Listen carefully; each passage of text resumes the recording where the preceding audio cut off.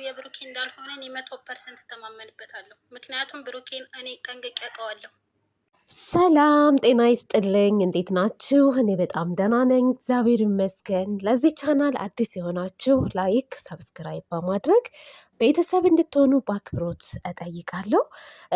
ፋጡማዬ ተመችተሽኛል፣ እውነት ለመናገር ማለት ነው።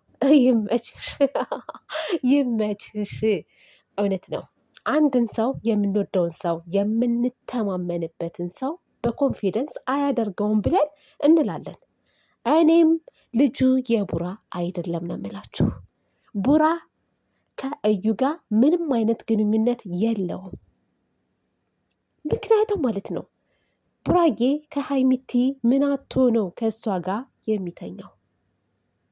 ሁለተኛ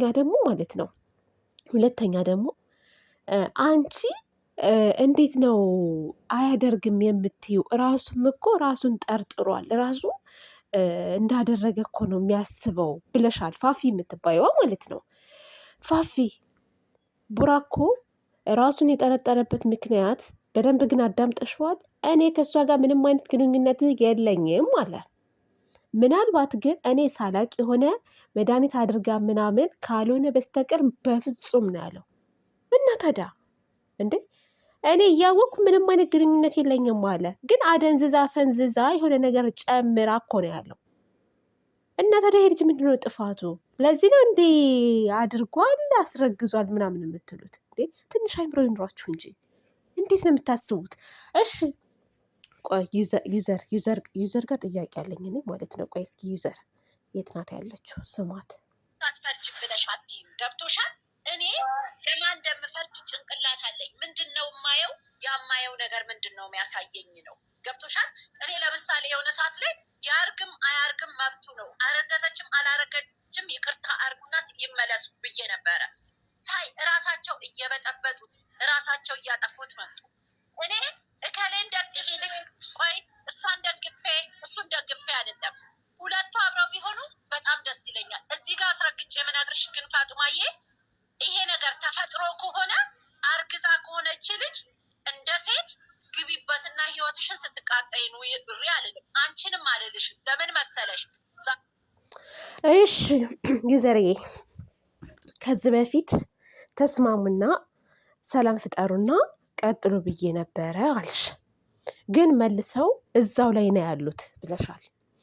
እነዚህ ልጆች መልሰው እዛ ላይ ከሆኑ መቆጣት ካለብሽ ሁለቱንም ተቆጥተሽ መስመር እንዲይዙ ማድረግ ነው እንጂ አሁን ላይ እኮ አንቺ ማለት ነው ነጋም ቡራን ነው የምትቀጠቅጡት። እዛ ጋር ያላችሁ በተለይ ሁላችሁም ማለት ነው ነጋም ብሩኬን ነው የምትቀጠቅጡት። አጠፋም አላጠፋም ጥሩ ነገርም ተናገረ አልተናገረም እንዳለ ትኩረታችሁ እሱ ላይ ነው ያለው። በተለይ ፋፊ ሲቀጥል የሆነ የማዳመጥ እንትን የለሽም። ራስሽ ብቻ ማውራት ነው የምትፈልጊው። በቃ ራስሽ ብቻ መናገር እና አንዳንድ ጊዜ ቲንክ አድርጉሽ ራሳችሁን ማለት ነው። ለማንኛውም ማለት ነው ምን መሰላችሁ፣ ለምን አትታገሱም? ትዕግስት ይኑራችሁ።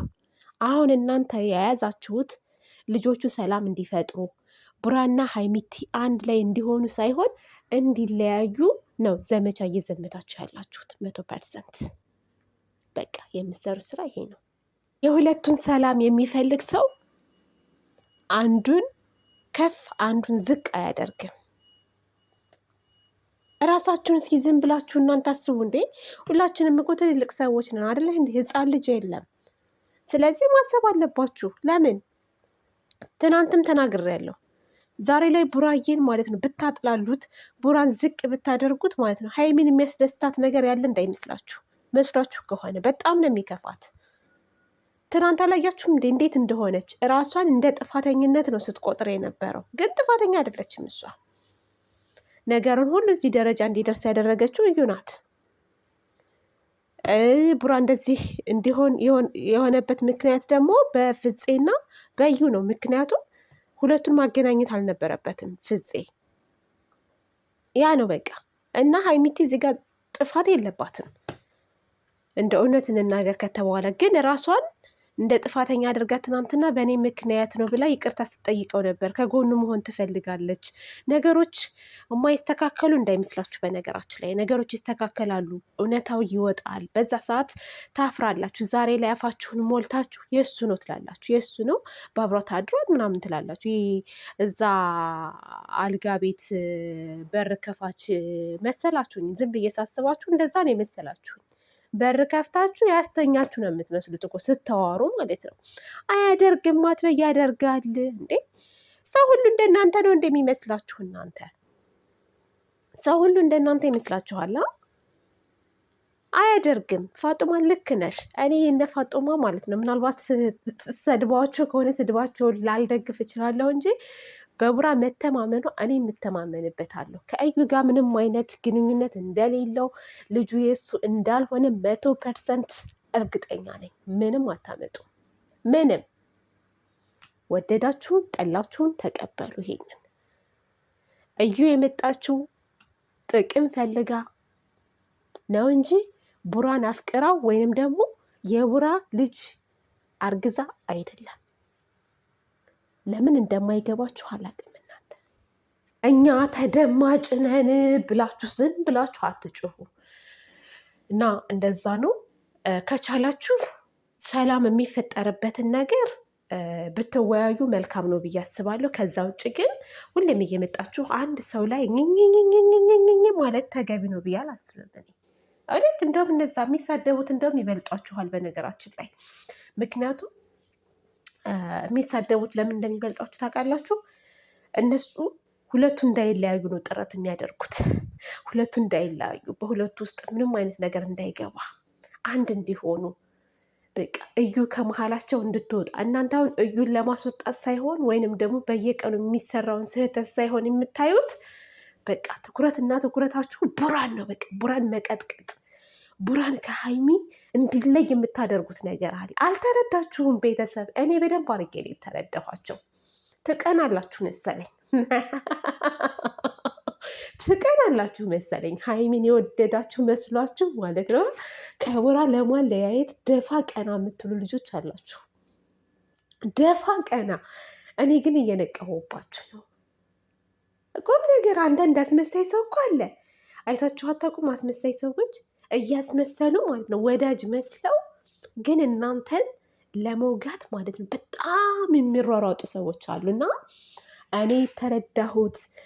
ፋሚሊ ቡራን ስለሚፈልጉት ልበላችሁ፣ ቡራ ብዙ ፈላጊ ያለው ባይዘዌ እና ከሀይሚቲ ለማለያየት ደፋ ቀና የሚሉ አሉ፣ ግን አያስታውቅብንም ብለዋል። እነዛ ጋ አሁን ሀይሚዬን ሲደግፏት፣ ሀይሚቲን ሲደግፏት፣ ቡራን ዝቅ ሲያደርጉት እያያችሁ ደስ የሚላችሁ ሰዎች አላችሁ። ትክክል ትክክል ትክክል የምትሉ አይምሰላችሁ፣ አይምሰላችሁ። እነዚህ ዋና መርዞች ናቸው። በየቀኑ እየገቡ መርዛቸውን የሚረጩ ሰዎች ወዳጅ አይደሉም። ወዳጅ አስመሳዮች ናቸው፣ በጣም አስመሳዮች። ችግሩ ቡራና ሀይሚዬ አይለያዩ። ነገ ተነገ ወዲያ ልንገራችሁ። እሺ። ሁለተኛ ነገር ደግሞ አንድ ማለት የምፈልገው ነገር አለና ልጁ የቡራ ሆኖት ከተገኘ ሀይሚ ከሱ ጋር ሆና መጥፎ ህይወት እንድትኖር አልፈልግም ምናምን ብለሻል። ዩዘር ማለት ነው። ምን ነው ህፃን ልጅ የሚወለድ ልጅ ለሰዎች ጥላት ነው አላችሁ እንዴ? ስንት ሰዎች በስህተት ወልደው እንደገና በይቅርታ ምናምን ባብረው እንደሚኖሩ አታውቁም እንዴ? ይሄንን ነገር ይኖራል እኮ እንዴ። ቡራ አሁን እዩን እንደው የእዩ ልጅ የቡራ ልጅ ሆኖ ቢገኝ እንዴ በአብሮ የመኖር እኮ ግዴታ የለበትም ከእዩ ጋር። አንድ ሰው ከሚወደው ሰው ጋር ከሀይሚ ጋር እኮ መቀጠል ይችላል። ለልጁ ማድረግ ያለበትን ነገር ያደርጋል። በዚህ እናንተ አታምኑም ማለት ነው ወይስ ምንድን ነው? እንደው እሱ ሳያደርግ አሁን እንደው በተፈጠረው ነገር ስህተት ቡራ የሆነ ነገር አድርጋ እዩ እንደው በአብሯት ተኝቶ ይሄ ነገር ልጁ ተፈጠረና ቡራ ግን አይፈልግም ከዚች ልጅ ጋር መኖር። ውጤቱ አዎ ያንተ ልጅ ነው ተባለ። ከዛ በኋላ ግን ልጁን እየረዳ እኮ ከሀይሚቲ ጋር እኮ ህይወቱን መኖር ይችላል። እንዴት ነው የምታስቡት እናንተ? መኖር የለበትም በቃ ህይወቷ እንዲበላሽ አንፈልግ። እሷ እስከፈለገች ምናልባት እኮ ሀይሚ ትፈልግ ይሆናል ይሄን ነገር። ሰላም ፈጥራ ቡራን ስለምትወደው በአብራው ልትኖር ትችላለች። የተፈጠረው ስህተት በቃ ስህተት አለፈ። በቃ ምንድነው ልጅን ይሄን ያክል እኮ በሽታ አደረጋችሁት። ምን እንደምታካብዱት በጣም አካበዳችሁ እውነት ለመናገር ሆይ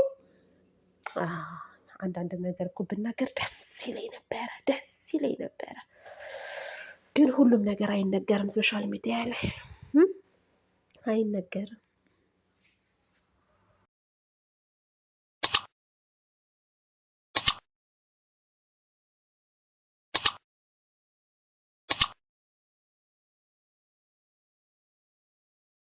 ተሰርተሽ የደራ ልጅ ተኩለሽ የመሬ ልጅ ባምባርሽ ተውበሻለን አምሮብሻለን